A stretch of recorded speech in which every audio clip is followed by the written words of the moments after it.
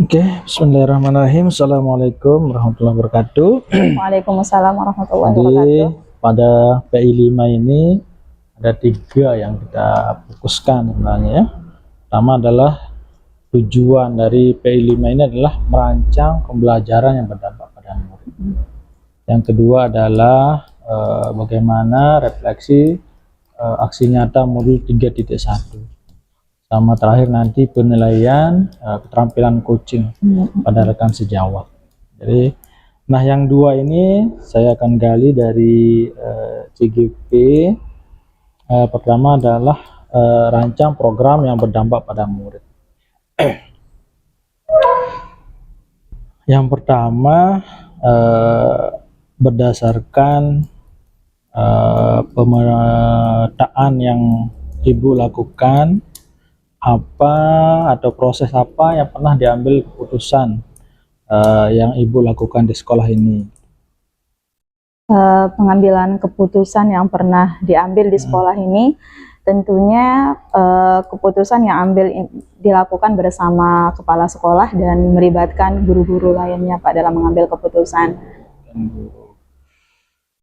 Terus kira-kira apa yang perlu dikembangkan ke depannya? Yang perlu dikembangkan di sini yaitu bagaimana mengidentifikasi pengambilan keputusan yang berdasarkan 4 paradigma, kemudian 3 prinsip dan 9 langkah pengambilan keputusan. Saya rasa itu yang ingin dikembangkan, Pak.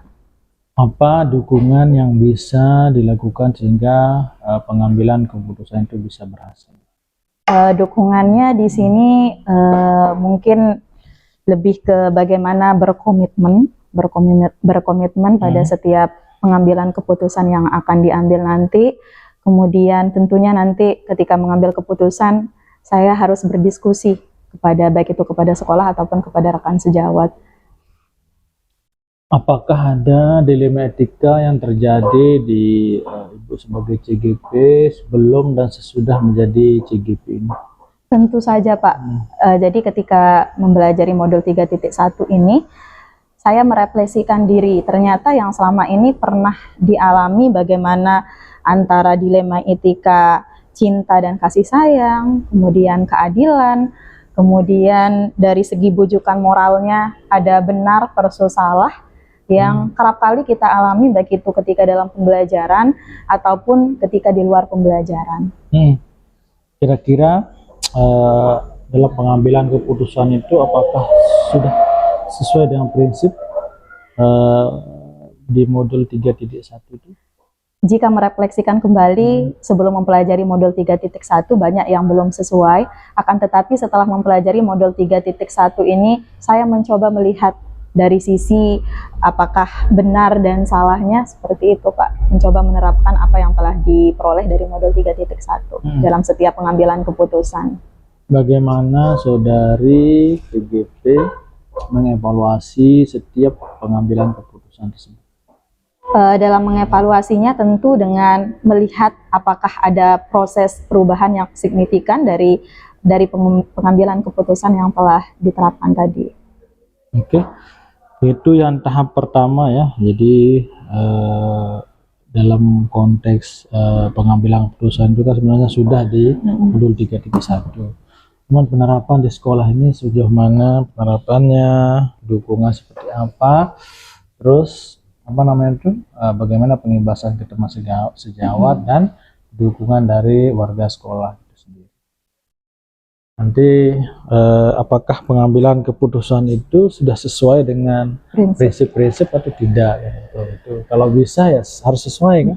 Itu gunanya kita belajar, guru enggak ini. Itu yang tahap pertama ya. Nah, yang tahap kedua ini terkait dengan merancang program yang berdampak pada murid. Apa kira-kira rancangan program yang berdampak pada murid yang Ibu lakukan di sekolah ini?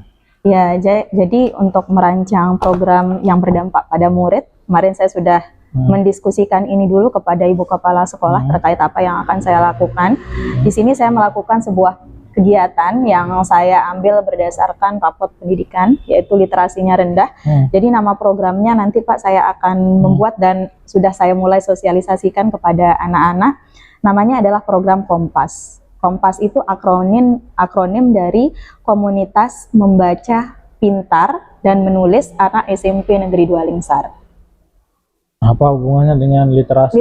Literasi kan hubungannya di sini mereka akan membaca. Setelah membaca, mereka tidak hanya sekedar membaca, tetapi nanti mereka akan menghasilkan sebuah karya. Nanti saya akan rencananya produknya Pak, saya akan membuat antologi karya fiksi anak-anak. Baik itu nanti mereka minatnya mau buat cerpen, atau mereka cerita fabel, atau cerita fantasi. Jadi terserah anak-anak. Saya sudah mencoba di beberapa kelas Pak, baru beberapa kelas kemarin, karena sekarang terhalang karena kegiatan P5, jadi akan dilanjutkan minggu depan lagi. Setelah saya mencoba itu di anak-anak ternyata sangat antusias Pak. Saya sajikan mereka sebuah bacaan dengan bacaan yang berbeda-beda, kemudian nanti mereka menceritakan kembali apa yang sudah dibaca. Baru saya menawarkan ke anak-anak, bagi kalian yang mau menulis, silahkan, nanti Bu Guru akan tampung tulisan kalian, kita terbitkan, kita jadikan satu buku, jadi semua warga sekolah bisa melihat karya kalian. Dan ternyata luar biasa antusias anak-anak Pak. Juga kalau begitu bisa itu kan bisa permanen itu. Ya, biar ada kan yang benar-benar dilihat sama anak-anak itu Pak. Mungkin itu menjadi motivasi bagi teman-temannya yang lain yang belum menulis. Kira-kira apa dukungan yang dibutuhkan untuk terlaksananya program tersebut? Dukungan yang paling signifikan tentunya adalah dukungan dari kepala sekolah, karena beliau merupakan pengambil kebijakan di sekolah. Kemudian dukungan tentunya dari teman-teman guru, terutama guru bahasa Indonesia. Bagaimana kita mengembangkan literasi anak-anak. Di sini sebelum saya mengusahakan, kemarin kita kan ada kombel Pak, jadi saya meminta kepada rekan-rekan sejawat ini untuk memulai kegiatan pembelajaran dengan berliterasi dulu. Nanti buku-buku fiksi itu kita berikan dulu ke anak-anak. Kemudian mereka nanti akan membacanya. Selain dukungan dari kepala sekolah, rekan sejawat, tentunya dukungan dari para siswa-siswa yang nantinya akan berperan. Kira-kira ada nggak tantangan yang akan dihadapi dalam melaksanakan program tersebut? Saya rasa setiap kita membuat sebuah program pasti ada tantangannya Pak. Kira-kira apa? Kira-kira dari tantangan pada program ini, yang pertama mungkin tidak semua sejalan dengan apa yang kita inginkan dari rekan guru. Misalnya ada saja yang mengatakan, anak-anak tidak senang baca. Nah, belum kita mencoba sudah ada yang mengatakan seperti itu, anak-anak baca buku aja dia nggak mau. Jadi anggapan-anggapan seperti itu mungkin nanti perlahan kita bisa berikan penjelasan bahwa oh begini contohnya di kelas ini, mereka antusias kalau diberikan bahan bacaan seperti ini. Mungkin itu tantangannya. Tantangan yang kedua, kemarin ketika saya baru memulai kegiatan ini Pak, ini baru mungkin 3 kali kalau tidak salah dari kelas yang berbeda saya melaksanakannya. Tantangannya dari siswa. Pertama saya memberikan mereka bahan bacaan, kalian baca dulu ya sebelum kita melakukan kegiatan. Bu, tapi jangan yang panjang-panjang ya. Nah, di sana tantangannya. Ternyata begitu saya sajikan yang pendek dulu Pak, saya printkan mereka, carikan mereka cerita yang menarik, saya print out, kemudian setelah mereka baca, wah Bu Guru kita maunya yang lebih panjang. Jadi tantangan-tantangan seperti itu alhamdulillah kemarin sudah bisa saya atasi dari segi siswa sendiri Pak. Siswa ya? Iya. Yang lain kira-kira apa? Ada sarana, prasarana, dukungan biaya, ada seperti itu? Kalau mengenai misalkan saran, mungkin nanti dalam membukukannya saya bisa berkolaborasi dengan Bu Kepala Sekolah, dan saya yakin Ibu Kepala Sekolah saya sangat mensupport. Kalau mengenai dana, saya yakin insya Allah nanti akan difasilitasi oleh Ibu Kepala Sekolah, karena Ibu Kepala Sekolah sangat mendukung kalau ada kegiatan yang berkaitan dengan bagaimana kita meningkatkan sumber daya siswa kita Pak. Oke, berarti sudah dijawab juga ya? Ya. Di tantangan dan cara menyelesaikan masalah tadi itu. Tadi itu ada dukungan kepala sekolah. Sekolah ini sudah fleksibel, bisa mendukung setiap guru yang melaksanakan program yang bagus kan? Ya. Kalau tantangan sudah bisa dihadapi itu bisa diselesaikan. Kita lanjut ke bagian C sekarang ya, komunitas praktisi. Apakah Ibu sudah merintis komunitas praktisi di sekolah ini? Nah, atau yang sudah ada dihidupkan lagi atau seperti apa?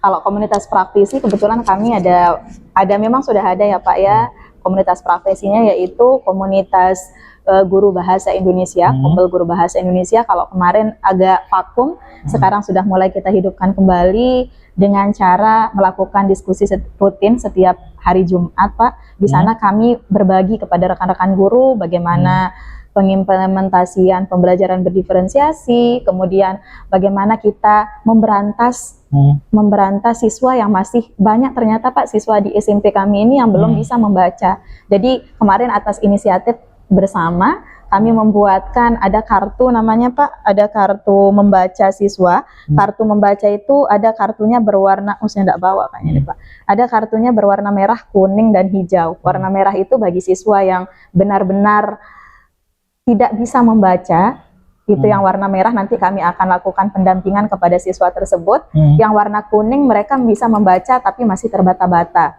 Baru nanti prosesnya kalau dia anak-anak yang warna merah, kuning ini sudah berjalan dengan lancar, baru kita kasih dia nanti kartu terakhir warnanya hijau. Oke, apa perubahan kira-kira yang dialami setelah dibentuk komunitas praktis itu? Perubahan yang dialami tentunya bagaimana menghidupkan kembali ternyata tidak gampang ya Pak ya, karena harus menyamakan persepsi dulu. Kemudian perubahannya yaitu ini kita bisa berdiskusi, berkolaborasi, menghadirkan inovasi-inovasi dengan cara berdiskusi bersama. Enggak, maksudnya perubahan bisa menyenangkan atau malah tambah kalau itu Pak, suka, kalau itu ya tentunya ada plus minusnya Pak, ada sisi positif dan negatifnya. Sisi positifnya tentu anak-anak merasa juga senang karena mereka merasa diperhatikan, ada perhatian lebih dari gurunya mungkin yang selama ini seperti diacuhkan. Jadi kita berikan dia ruangan tersendiri bagi mereka, bagaimana mereka untuk ini kita dekati dari hati ke hati lah, kita melakukan pendekatan tanpa melakukan perbedaan kepada siswa-siswi tersebut. Kalau apa namanya itu? Dari segi menyenangkan, tidak menyenangkan, kira-kira nanti selesai dari program ini apa yang akan dibangun dalam komunitas praktis itu? Apakah bisa bertahan atau sampai sebatas program ini aja gitu? Nah, keinginannya lah tetap berkelanjutan. Dan kemarin seperti yang disampaikan Bu Kepala Sekolah ketika saya menyampaikan program yang saya akan laksanakan ini Pak, langsung Bu Kepala Sekolah bilang begini, oke, sudah bagus semua. Apa namanya komunitasnya? Kompas. Komunitas membaca. Jadi ini nanti Bu Kepala Sekolah langsung ini memberikan lahir dari ini ya, lahir sejak guru penggerak atau sebelum guru penggerak? Kalau yang Kompas, kalau Kompas ini baru kemarin itu Pak, waktu kita diminta di modul 3.3 itu. Jadi dia langsung program guru penggerak. Jadi langsung mikir, jadi kira-kira program apa? Sebenarnya kan udah banyak program di sini Pak. Biar adalah sesuatu yang baru, kemudian langsung berkaitan dengan siswa dan menghasilkan sebuah karya. Dan ternyata diapresiasi oleh Bu Kepala Sekolah. Bu Kepala Sekolah langsung minta, saya mau Ibu langsung imbaskan kepada teman-teman yang lain. Kalau bisa bentuk, malah Bu Kepala Sekolah yang minta saya lagi Pak untuk membentuk satu komunitas. Nanti di sana komunitasnya adalah rekan-rekan guru, mungkin dari guru-guru bahasa, tapi di sini bukan hanya sebatas guru bahasa Indonesia. Mungkin ada teman-teman guru-guru yang lain yang memiliki visi yang sama. Tapi ingat, jangan satu aja dulu, tapi yang bisa bertahan kan, misalkan Kompas, tapi berkelanjutan. Bisa lama, dalam konteks bisa, artinya bisa kita genggam program itu ke depannya. Ya, sebanyak, cuman ya sebatas nama saja nanti ke depannya itu. Ya, kalau Kompas ya Kompas dulu. Ingat jangka menengah, jangka panjang. Itu ya jangka panjang ini ya susah. Betul Pak. Kalau pendek ini kan gaunnya bagus. Cuman nanti bisa nggak dia bertahan? Kira-kira apa dukungan yang dibutuhkan dalam eksistensi program komunitasnya itu? Apa dukungannya? Kalau dukungannya mungkin ini sih Pak ya, konsisten. Bagaimana kita konsisten terhadap rencangan yang akan kita laksanakan. Mungkin nanti salah satunya yang akan manfaatkan ini OSIS yang nantinya akan terbentuk. Nanti anak-anak OSIS bisa menjaring. Berarti pengurusnya itu dari mana dia Kompas itu? Siswa atau guru atau Nah, Tiang rencananya Pak, karena baru ini kan, jadi pengurus intinya tentu Tiang sebagai penanggung jawabnya. Dari guru-guru nanti kita minta tolong, baru nanti Tiang akan melibatkan OSIS itu nanti Ya, yang harus, akan karena terlibat kan di sana. kemungkinan murid itu Oke. juga harus. Nanti siswa tentunya di sana Pak. Oke, itu yang bagian ketiga, jadi komunitas praktisi. Nah, ini terakhir ini sebenarnya belum sih, terakhir nanti selesai Observasi. observasi dengan teman sejawat SIDE.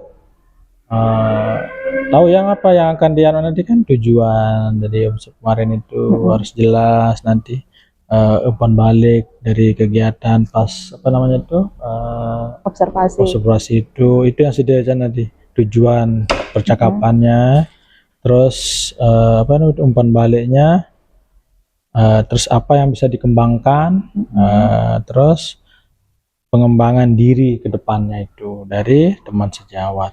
Jadi ada 4 poinnya sebenarnya nanti. Ada tujuan, jelas tujuan itu, tujuan yang di episode kemarin itu. Jadi tujuan percakapan kita hari ini apa gitu ke teman sejawat itu harus jelas itu. Ini yang akan saya nilai nih ranah keterampilan coaching yang sudah ada itu. Melakukan percakapan umpan balik ya. Jadi apa? Yang pertama tujuan, yang kedua tujuan umpan balik dari rekan sejawat tadi nanti. umpan balik dari proses observasi itu ya. Terus area pengembangan ke depannya. Jadi apa yang bisa dikembangkan dari observasi itu. Yang terakhir ini rencana aksi pengembangan. Ini ada di aksi nyata 2.3.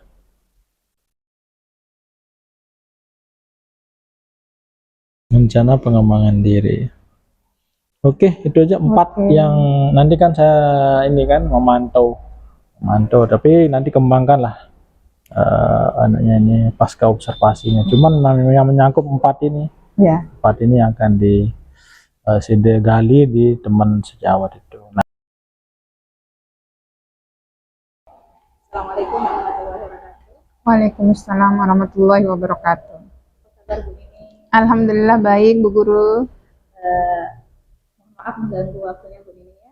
Iya. Hari ini tujuan kita bertemu di sini dengan didampingi oleh Bapak pengajar praktek saya di sini, Bapak Ismail MPD, akan memantau bagaimana sih pasca observasi yang akan kita lakukan. Jadi kegiatan siang hari ini merupakan kelanjutan dari kegiatan kita pada beberapa waktu yang lalu ya Bu ya. Kita telah melakukan pra-observasi, observasi, dan siang hari ini adalah kita akan melakukan observasi. Adapun tujuan pasca observasi kita pada siang hari ini yaitu untuk melakukan evaluasi pembelajaran yang telah Ibu lakukan. Yang waktu itu saya ikut ke kelasnya Bu Nining ya untuk melakukan observasi. Bagaimana Bu Nining, siap ya? Insya Allah. Disiap-siapkan aja Bu. Baik Bu Nining, di sini ada beberapa pertanyaan yang ingin saya ajukan kepada Ibu. Pertanyaannya tenang Bu, nggak berat-berat, semuanya berkaitan dengan proses observasi yang telah kita lakukan. Ya kan, materi apa yang kemarin pada saat observasi itu Ibu sampaikan? Kepastian dan ketidakpastian, certainty and uncertainty. Pada pelajaran bahasa Inggris kelas 8, semester 1. Bisa Ibu ceritakan kembali apa tujuan pembelajaran yang ingin dicapai pada saat melakukan? Tujuan pembelajarannya kemarin saya ambil 3. Jadi yang pertama itu anak-anak nanti bisa menggunakan kosakata dan frase, menggunakan kepastian dan ketidakpastian. Kemudian yang kedua itu peserta didik dapat mengidentifikasi ya dan memproduksi kalimat tentunya menggunakan kepastian dan ketidakpastian. Dan yang terakhir itu mereka memahami dan mampu menerapkan dalam kehidupan sehari-hari. Harapannya seperti itu, walaupun bahasa Inggris bukan bahasa ibu kita ya, masih menjadi bahasa asing kalau di Indonesia kan. Jadi itu tujuan pembelajaran Ibu tadi ya. Iya. Selanjutnya yaitu area pengembangan yang ingin Ibu capai pada saat melakukan observasi tersebut apa Ibu? Kalau kemarin area pengembangan yang saya ambil itu adalah diferensiasi ya. Yang saya ambil itu diferensiasi proses dan konten. Kalau tidak salah seperti itu, karena kemarin saya membedakan untuk LKPD-nya. Jadi saya memisahkan anak-anak menjadi beberapa kelompok sesuai dengan kemampuan pemahaman mereka tentang kata, frase yang ada di dalam materi kepastian dan ketidakpastian tersebut. Jadi ada 3 LKPD kemarin. Yang pertama itu mereka hanya memilih ya kosakata kira-kira yang tepat di situ itu apa. Itu untuk yang level awal. Kemudian untuk yang level 2-nya itu saya meminta mereka untuk membuat kalimat sendiri ya. Jadi mereka membuat kalimat sendiri menggunakan materi kepastian dan ketidakpastian. Dan yang terakhir itu untuk yang level yang menurut saya mereka sudah mampu, itu mereka mengambil kesimpulan dari ada teks saya berikan tentang weather waktu itu ya, tentang cuaca, karena kan cuaca juga bisa menyangkut kepastian dan ketidakpastian. Di situ ada beberapa frase yang muncul, itu mereka temukan dan mereka menyimpulkan seperti itu, Bu Guru. Mungkin saya salah ya, nanti bisa dikoreksi. Ya, sudah baik sih, kan kemarin juga saya sudah ikut ya di pelajarannya. Ya, Bu Suci kan menyaksikan yang telah Ibu laksanakan, itu Bu Nining telah melakukan diferensiasi tersebut. Nah, sekarang bisa tidak Ibu menceritakan kembali bagaimana perasaan Ibu terkait jalannya observasi kelas yang telah berlangsung pada kesempatan beberapa minggu. Oke. Setelah perasaan saya ya, saya merasa pembelajaran itu lumayan menarik dan bagus karena anak-anak itu terkonsentrasi, walaupun ada kendala ya. Nanti saya sebutkan kendalanya ya Bu Guru ya. Tapi sejauh perjalanan itu saya merasa sedikit puas ya dengan apa yang saya lakukan, karena mereka itu akhirnya terstruktur, mereka tahu apa yang harus mereka lakukan dan mereka mau mengerjakannya. Karena kan yang ini dia nggak terlalu sulit nih, saya bisa mengerjakan, walaupun kemampuan mereka itu berbeda seperti itu, karena yang saya berikan kan berbeda-beda LKPD-nya. Itu, jadi terasa lebih menyenangkan dibandingkan dengan kegiatan pembelajaran sebelumnya. Seperti biasa, iya. Kalau yang dulu-dulu kan biasanya saya melakukan pembelajaran itu kayak saya cuma ngelihat buku, saya tidak, kadang-kadang saya menyiapkan LKPD, tetapi LKPD-nya itu satu aja gitu, satu untuk semua ya, SCTP banget ya, satu untuk semua kayak gitu. Saya nggak peduli mereka mau bisa, nggak bisa, saya nggak mau tahu, pokoknya serahkan aja gitu. Ini kerjakan silakan setelah dikasih materi seperti itu. Nah, jadi sekarang lebih bervariasi, disesuaikan dengan kemampuan mereka. Iya. Terus bagaimana reaksi anak-anak? Alhamdulillah mereka juga antusias ya, maksudnya mau mengerjakan seperti itu, antusias. Artinya kan ada kadang-kadang beberapa anak yang agak sulit kita tangani Bu Guru ya. Bu Guru sendiri mengajar di kelas 8, ada beberapa anak-anak yang sulit ditangani, terutama anak-anak laki-laki itu yang. Tapi yang kemarin waktu saya berikan LKPD yang berbeda itu, mereka sampai bertanya, Bu Guru ini yang ini kan seharusnya ya jawabannya. Baik Bu Nining, selanjutnya kira-kira area pengembangan ke depan apa yang ingin dikembangkan oleh Ibu? Saya akan lebih memfokuskan ke diferensiasi ini Bu Guru. Kalau kemarin kan saya sudah mengambil yang proses dan konten karena menurut saya ini sangat, mereka berkaitan. Dan yang terakhir nanti produk kan, kemungkinan saya inginnya nanti selain anak-anak itu bisa mengekspresikan diri, maksudnya selain melalui LKPD yang saya siapkan, saya juga ingin mereka nanti bisa membuat seperti produk, kayak misalnya kalau dalam bahasa Inggris itu kan nanti dia ada dialog, ada mungkin mereka bisa speech mungkin kan, kalau misalnya mereka tidak bisa berdialog dengan temannya karena dia mau sendiri saja, mungkin mereka bisa berpidato caranya ketika ada materi-materi mungkin yang bisa saya buat seperti itu ya, seperti itulah nanti keinginan saya ke depan begitu Bu Guru. Jadi rencananya ini ya akan terus-menerus akan mengembangkan pembelajaran pembelajaran. Iya, betul sekali. Ya, selanjutnya ini kira-kira ada tidak kendala yang Ibu hadapi pada saat observasi? Kalau kemarin kendalanya itu saya pembentukan kelompoknya itu terlalu besar Bu Guru. Jadi anak-anak itu ada yang kebagian LKPD-nya itu mereka jadi tidak terlalu fokus, tidak banyak sih ya, karena memang seharusnya terdiri dari 3 orang. paling banyak 4 orang, tetapi kemarin itu sampai 5 orang kan. Jadi ada salah satu dari mereka yang sempat saja ngelirik ke temannya yang lain, kemudian biasalah anak-anak SMP ya saling colek dan sebagainya. Menurut saya itu belum maksimal menurut saya. Jadi mungkin kedepannya nanti ketika saya membuat kelompok, saya mau kelompoknya itu lebih kecil agar mereka lebih bisa konsentrasi. Oh, ya, Seperti jadi itu. Ya. Ibu sudah menemukan sendiri berarti solusi dari kendala yang Ibu hadapi. Seperti yang Bu Nining sampaikan tadi, kendalanya kemarin kelompok yang dibuat terlalu besar. Berarti cara mengatasinya atau solusi yang Ibu akan tawarkan nanti Ibu akan membentuk kelompoknya lebih kecil lagi ya, sehingga anak-anak lebih fokus pada tugas yang diberikan. Nah, selanjutnya Bu Nining, kira-kira nih, kapan Ibu akan melakukan proses pembelajaran diferensiasi ini? Apakah dalam waktu yang dekat atau masih waktu yang lebih lama lagi? Nanti saya lihat tergantung materinya dulu Bu Guru. Kalau sekarang kan saya baru masuk ke like and dislike. Nah, untuk like and dislike ini sebenarnya dia sama persis seperti untuk yang certainty and uncertainty ya, hanya karena di sana hanya frase-frase saja yang dipelajari. Jadi saya masih kalau yang rencana saya besok ini itu ada untuk yang materi present tense, saya ngambil yang daily life, walaupun di buku paket untuk bahasa Inggris kelas 8 itu dia tidak plek ke daily life ya, karena itu seharusnya di kelas 7, cuman memang saya lihat kemampuan anak-anak dalam hal itu masih kurang. Jadi saya rencananya nanti mau role play Bu Guru. Jadi di situ nanti bisa masuk diferensiasi juga sih Bu Guru menurut saya ini ya. Karena nanti ada beberapa produk dagangan yang akan mereka jual kayak snack, ada fruits gitu, ada candy. Itu kan juga termasuk diferensiasi ya.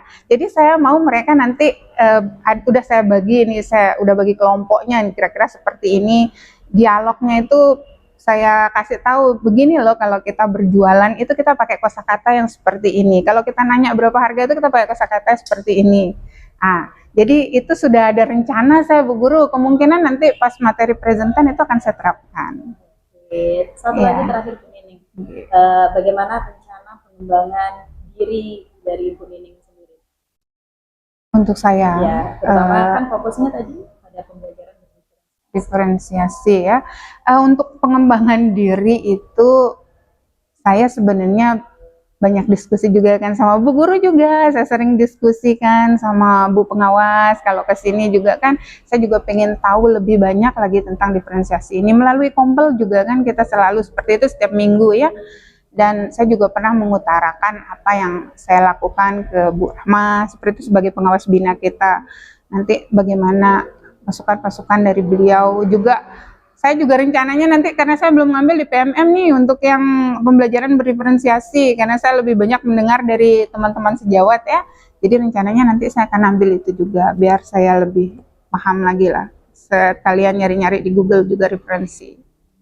Oke, terima kasih banyak Bu Nining atas waktunya. Semoga apa yang Ibu sampaikan tadi, rencana-rencana Ibu ke depan bisa berjalan dengan maksimal, bisa berjalan lancar, dan tentunya selalu menciptakan proses pembelajaran yang menyenangkan bagi anak-anak. Amin, doanya begitu, benar-benar jadi guru yang profesional ya, dalam artian bisa membuat perubahan gitu kan, maunya seperti itu.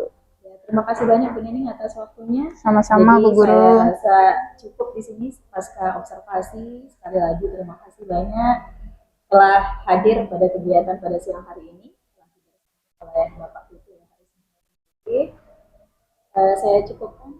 Assalamualaikum warahmatullahi wabarakatuh. Waalaikumsalam warahmatullahi wabarakatuh. Bagian akhir refleksi dari kegiatan grup penggerak ini selama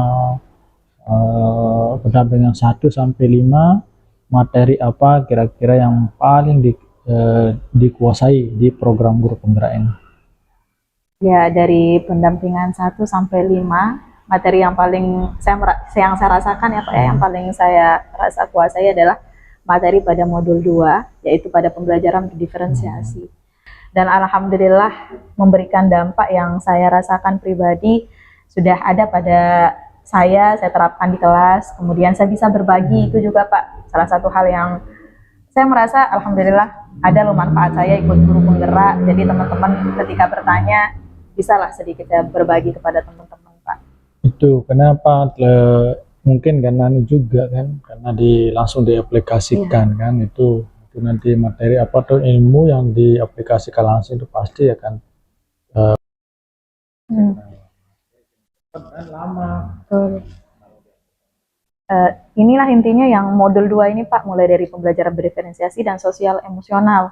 Jadi saya bisa, kalau kemarin sebelum ikut grup penggerak, emosional itu masih belum bisa saya kendalikan. Jadi begitu ikut program guru penggerak ini, pembelajaran berdiferensiasi bisa saya terapkan, kemudian mengelola emosi juga alhamdulillah sudah bisa lah ya Pak, perlahan tapi Pak, semua butuh proses. Program ini kan intinya sebenarnya tujuan akhirnya itu semua ini adalah well-being, bisa membuat siswa kita bahagia. Jadi kalau sudah itu menerapkan tercapainya well-being itu hasil kan. Kira-kira apa materi yang masih membingungkan? Terakhir apa tadi? Materi kira-kira yang masih